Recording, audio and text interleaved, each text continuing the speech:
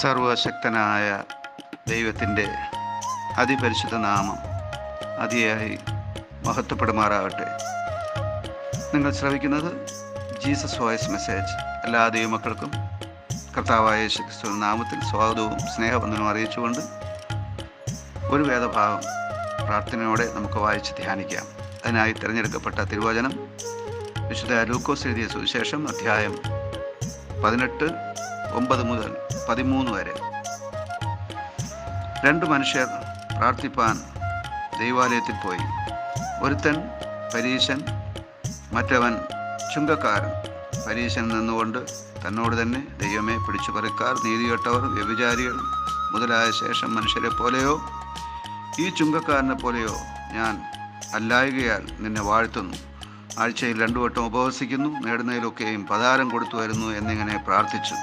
ചുങ്കക്കാരനു ദൂരത്ത് നിന്നുകൊണ്ട് സ്വർഗത്തേക്ക് നോക്കുവാൻ പോലും തുനിയാതെ മാറത്തടിച്ച്, ദൈവമേ, പാപിയായ എന്നോട് കരുണയുണ്ടാകണമേ എന്ന് പറഞ്ഞു.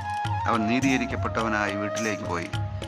കർത്താവിൽ പ്രിയരെ, നാം വായിച്ചു കേട്ട വിശുദ്ധ ലൂക്കോസ് എഴുതിയ സുവിശേഷം 18-ാം അധ്യായം 10 മുതൽ 13 വരെ രണ്ടുപേർ പ്രാർത്ഥനയിലൂടെ ദൈവത്തെ പ്രസാദിപ്പിക്കുവാൻ പോയ കാര്യമാണ് വിവരിച്ചിരിക്കുന്നത്. കഴിഞ്ഞ ചില ദിവസങ്ങളായി നാം ദൈവത്തെ പ്രസാദിപ്പിക്കുന്നത് എങ്ങനെയെന്ന ശീർഷകത്തിൽ ഓരോ ദിവസവും ദൈവത്തെ പ്രസാദിപ്പിക്കുവാൻ ആവശ്യമായ ഘടകങ്ങൾ എന്തൊക്കെയാണെന്ന് ധ്യാനിച്ചു വരികയായിരുന്നു.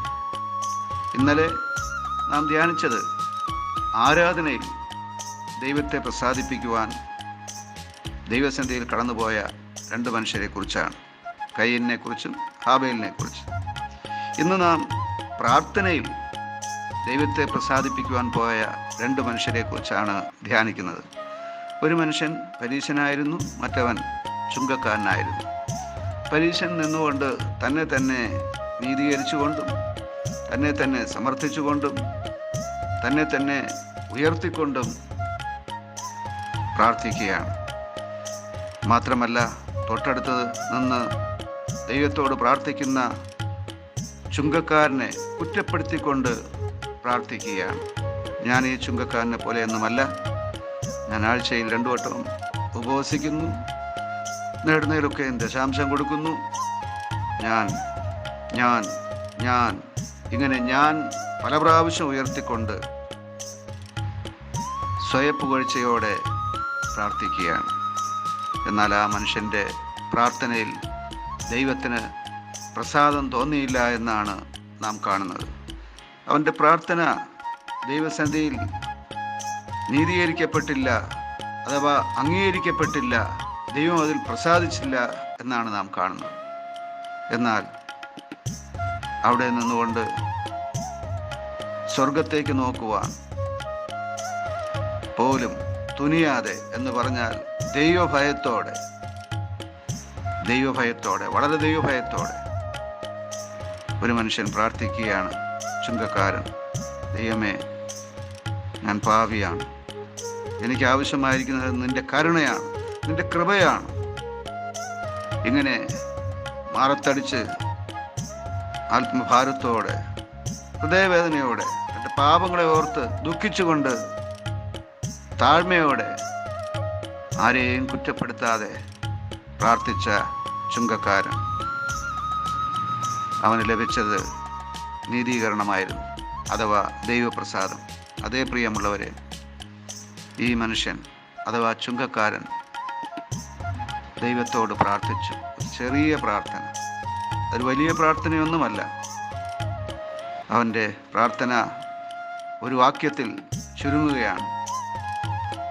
ആ ചെറിയ പ്രാർത്ഥനയിൽ ദൈവഭയമുണ്ടായിരുന്നു, ദൈവസ്നേഹമുണ്ടായിരുന്നു, അനുതാപമുണ്ടായിരുന്നു.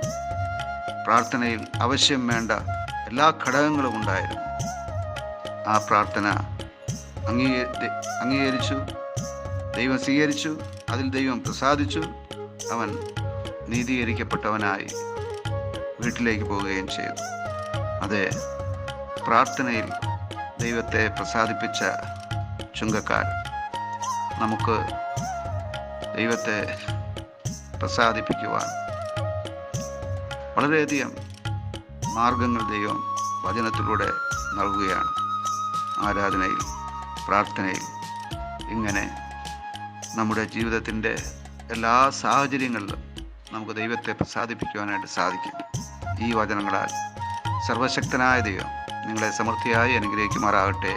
ആമേൻ, ആമേൻ.